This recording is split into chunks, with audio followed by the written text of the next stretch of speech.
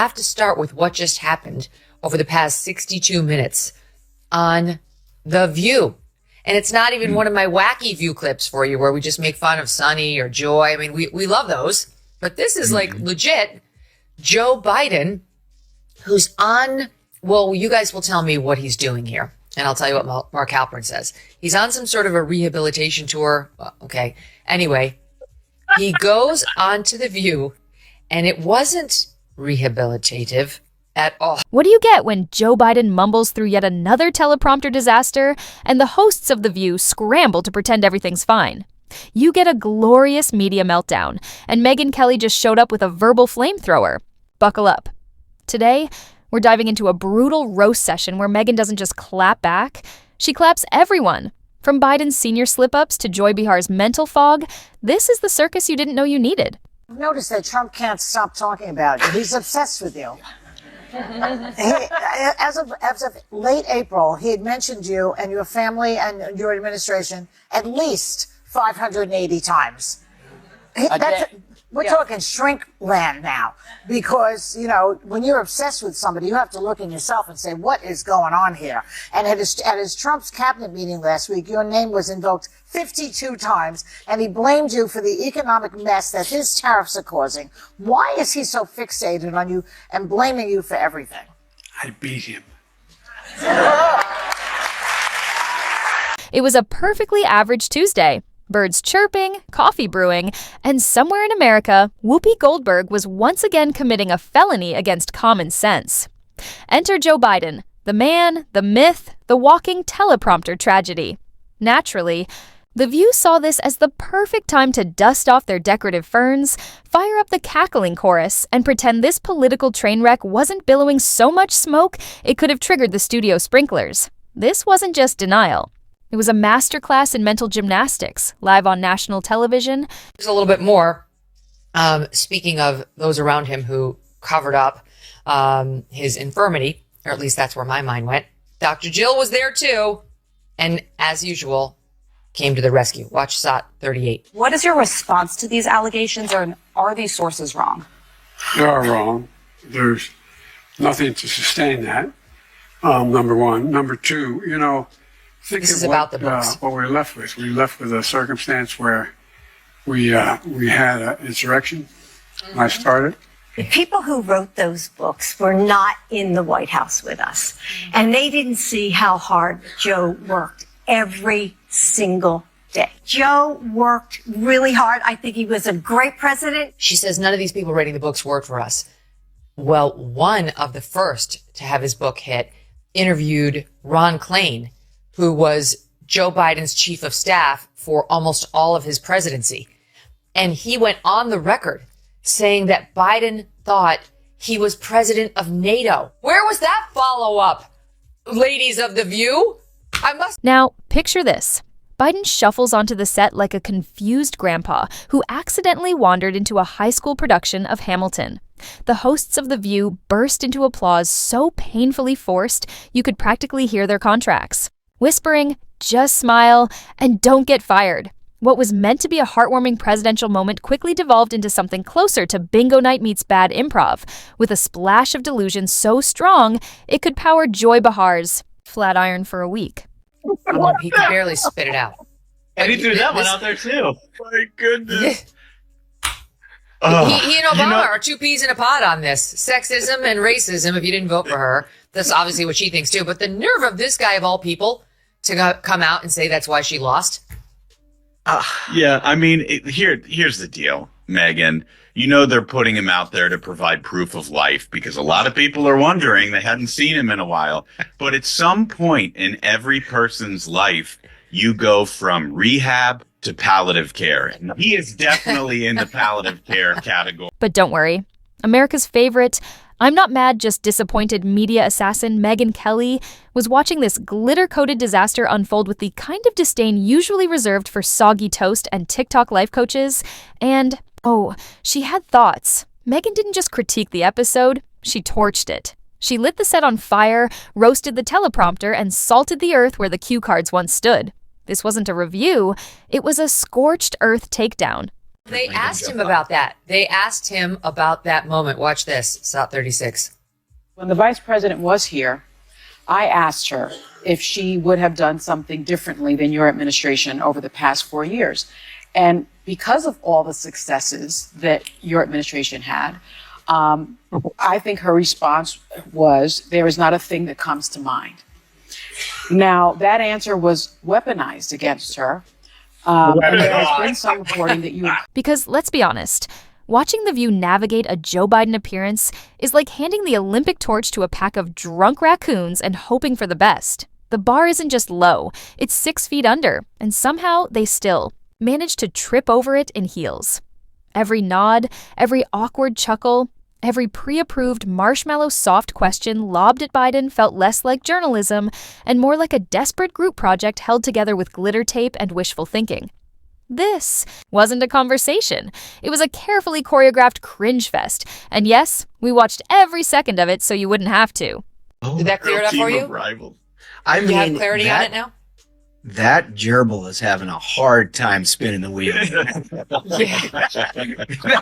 is about as torturous as I've ever seen. It's torturous, and on Sonny's part too. There, like Yes. she is trying to hand this off to Biden, and hopefully he can take it from there, right? Like okay, she wants to straight face tell us that what the question was, like what sort of wins would you have changed? Like that's the actual question you would ask a person. It doesn't make any logic. She didn't just roast The View. She marinated it in disdain, slow-cooked it in righteous contempt, and served it on a silver platter labeled, "How are these women still employed?" Megyn Kelly didn't need cue cards or a glam squad whispering. Affirmations in her ear? She came armed with functioning brain cells and the radical concept of basic logic. Watching her break it down was like watching someone solve a Rubik's Cube. While everyone else on set was busy licking the stickers, she dissected the cringe fest with the precision of a neurosurgeon and the glee of someone who's been waiting years for this train wreck to finally derail. Ever since someone had the bright idea to hand Whoopi Goldberg a producer credit. The View tried to sell Biden's appearance as a triumph. The way toddlers proudly present finger paintings that look like abstract portraits of gastrointestinal distress. But Megyn saw right through the glitter glue propaganda and called it what it was. Political necromancy, with The View hosts playing seance in full daylight. And she didn't just torch them, she lit up the entire set like it was sponsored. What the hell was he talking about, by the way? He was like, I've never seen such an effective, misogynistic campaign. What the hell? That's actually a first take. I mean, I know that Democrats say, well, it's because the country is misogynistic and racist and all those things. But he's pointing the finger basically at the Trump campaign, saying that they had this. Well, I mean, if you go back to the ad slate of the messaging matrix that the Trump administration put together in the course of that campaign, it was immigration, it was crime, it was the horrible economy. Mm-hmm. I mean, none of these things are gender. Because here's the truth. The View didn't interview Joe Biden, they babysat him. They spoon-fed him sanitized questions softer than hotel oatmeal and cheered like stage moms every time he managed to finish a sentence without calling someone corn pop. It wasn't journalism. It was a parade of polished mediocrity. So loud and empty you half expected the ghost of Walter Cronkite to file a noise complaint. And then came Megyn, swinging like she was training for a heavyweight title fight against gaslighting itself. Her commentary didn't just bite, it had teeth, claws, and a personal vendetta against every lazily hidden cue card behind the camera. She called it exactly what it was, a sad performance where The View host smiled through Biden's verbal malfunction parade like a family pretending their Thanksgiving turkey didn't just explode in the oven. This wasn't a broadcast, it was political fanfiction. Written by committee, performed like a group therapy session where the hosts held hands and tried to manifest a reality where Biden was sharp, the economy was thriving, and their show still mattered. Saying the way that she's beyond effusive of being so here's the thing. Because of your record of tremendous successes, dear leader. What? Right. Are you asking him a question? Joe Biden, tell us your greatest weakness. And you know what? You know what's so amazing? You know? What's so amazing about it, you guys, is that, so here she's like, I am not going to make the same mistake twice. I already fucked up Kamala Harris's run for the office. Right. And I am not going to do anything to undermine this guy. So I'm just going to give him the answer in the question. And so she declined to distinguish any of her policies from all the ones that you did so successfully. What's your reaction to that? Right? So she's trying to give him the softball like that. Right. And then he has no idea what. So, what did Megyn do with all this? She dismantled it, like a reality show judge watching someone try to bake a wedding cake using mayonnaise, glitter glue, and a prayer. She tore through the faux empowerment, the choreographed chuckles, and the fake gasps of shock when Biden inevitably forgot who he was talking to. And then, for good measure, she set the whole charade on fire. The best part? Megyn wasn't even angry. She was surgical, cold, clinical. The way a well-dressed executioner in a three-piece suit might calmly explain your sentence. Before pressing the button, her words didn't just sting. They sliced through the View's smug aura like a steak knife through undercooked tofu. And she didn't stop at the performance. She went for the throat of the entire premise. Because here's the truth. The View isn't a talk show. It's a group hallucination fueled by reheated liberal talking points and unchecked ego. Every episode is a masterclass in cognitive dissonance, a place where logic goes to die, surrounded by applause signs and soft lighting. Megyn had no time for it. She pointed out the obvious. When you hand a mic to a president who can barely complete a sentence and treat it like he's delivering the Gettysburg Address, you're not doing journalism. You're doing interpretive fiction. And not the good kind. Not the poetic, award-winning kind. We're talking cocktail napkin scribbles from a 3-day bender. Interviewing for a job as a cameraman, but we are beyond happy to have you here for today for a lot of different reasons. But my question is, how are you? How you doing? I'm well. The family's well, thank God. Things are moving along, and we're getting squared away. Trying to figure out what the most significant and consequential role I can play consistent with what I've done in the past. Mm-hmm. And it wasn't just Biden's teleprompter meltdown that Megyn Kelly dismantled. She went after the hosts themselves, scalpel in hand and zero mercy in her tone.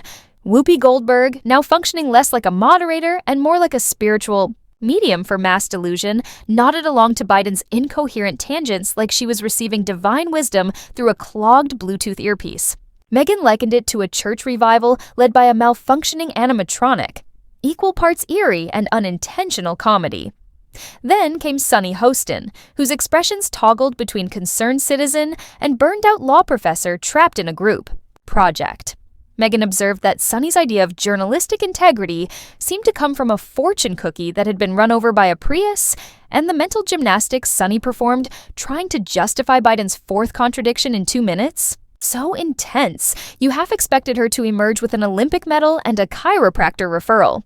Enter Alyssa Farah Griffin, the human LinkedIn profile, nodding solemnly like she was auditioning to be the voice of reason in a Pixar film about talking toasters. Alyssa filled her role as the moderate bridge with all the impact of a Post-it note in a hurricane. Unnoticed, forgettable, and immediately irrelevant. Megyn didn't just critique. She observed with a mix of disbelief and anthropological fascination, like watching a cult documentary in real time, only with less conviction and way more bronzer. She pointed out the obvious. If political denial were an Olympic sport, The View would sweep gold, silver, bronze, the Paralympics, and somehow the Puppy Bowl. And the energy these women burned trying to explain why Biden blinking in slow motion wasn't cause for concern.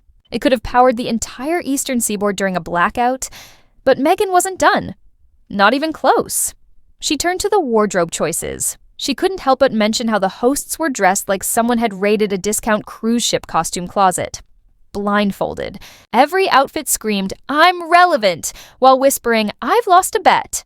Megyn joked their fashion inspiration seemed pulled from Pinterest boards created by people who think sequins are a personality trait. And then, yes, the table. Even the set wasn't safe. Megyn noted that it didn't look like a talk show desk. It looked like a high-stakes negotiation table where the only agenda was deciding which shade of denial they'd wear next week. Mess that they air in the mornings, called The View, had to issue not 1, not 2, not 3, but 4 corrections, legal corrections, 4 legal notes. We only have 3 of them on camera. Not to mention what they did at that debate, where once again, they tried to fact check only one side. And then when their fact checks got fact checked, they cowered. They cowered in fear. I mean, This is a pattern. The physical setup screamed diplomacy, but the conversation, pure infomercial energy, the kind you'd expect from the world's most confused political party. And Megyn? She was thriving. She didn't just critique The View, she performed an autopsy on it. With jazz hands, every observation was expertly served with snark, garnished in dry wit, and wrapped in just enough visible exasperation to make you wonder how this show isn't already a full-time SNL sketch. And just when you thought she might let up, Megyn cranked the sarcasm dial to 11 and reached straight into the soul of absurdity. She took aim at the alternate reality where The View seems to live. A dimension where applause lines are pre-written, facts are filtered through emotional outrage, and every opinion must be sealed with a tear from Joy Behar to be taken seriously. It's a world where volume equals truth, and critical thinking is checked at the door, right alongside common sense and shame. Megyn, ever the connoisseur of televised chaos, dissected the show like it was a daytime soap opera that got lost and wandered onto a news set. She exposed how The View has perfected the art of echo chambers, so airtight they could probably survive re-entry from orbit. You get this little lecture from, forgive me, those bitches over at The View. I'm a Christian girl. When something like this happens to you, like this assassination attempt, and you say something like God was watching me, that is a very unchristian thing to say because it's very narcissistic. Right. Well, God was watching me and not watching them. There's something very disturbing. God should have pulled the plug on that mic yesterday. That's obnoxious. I don't know what church she goes to. That is how people of faith talk, and the intimation is never, he was looking out for me, but not those monsters. Try to suggest nuance or ask a real question, and you'll be excommunicated faster than you can say, teleprompter malfunction. Megyn compared the panel to a crew of backup dancers desperately auditioning for relevance. Choreographed. Outrage, jazz hands of judgment, and a backing track made of buzzwords, virtue signals, and the low hum of self-congratulation. This isn't a talk show. It's performance art with feelings, dressed up as analysis. In Megyn's world, watching The View tackle politics is like watching toddlers try to defuse a bomb using finger paint and glitter. Messy, loud, and guaranteed to make you question your faith in humanity. But the real brilliance of Megyn's takedown, it wasn't just the critique. It was the surgical precision. She dismantled their entire charade with a straight face and a raised eyebrow sharp enough to slice steel. Because at the end of the day, Megyn didn't just call out a presidential meltdown. She exposed the slow-motion car crash that is The View, a place where common sense flatlines, complex issues get reduced to applause lines, and opinions are ranked by volume, not value. Megyn didn't just light a match. She showed up with a flamethrower. She wasn't invited to the pity party. She RSVP'd with a blowtorch and a checklist of every contradiction, delusion, and cringe attempt at damage control. And in the aftermath, fans of The View clutched their pearls, stunned that someone dared criticize their cackling coven. But the rest of us, we laughed. Because finally, someone said what we've all been thinking: The View isn't a show. It's a support group for people who think Googling something once makes them an expert. And Megyn Kelly, she's the patron saint of zero tolerance for nonsense. She didn't just torch the set, she power washed it, sandblasted the glitter, and spray painted a neon sign across the remains that reads, "Try harder." So next time Biden wanders onto a talk show set thinking it's a deli counter, and the hosts break into synchronized praise dancing like it's a cult reunion, just remember, somewhere Megyn Kelly is sharpening her wit and prepping the next verbal eulogy for whatever's left of their credibility. And honestly, we're better off for it.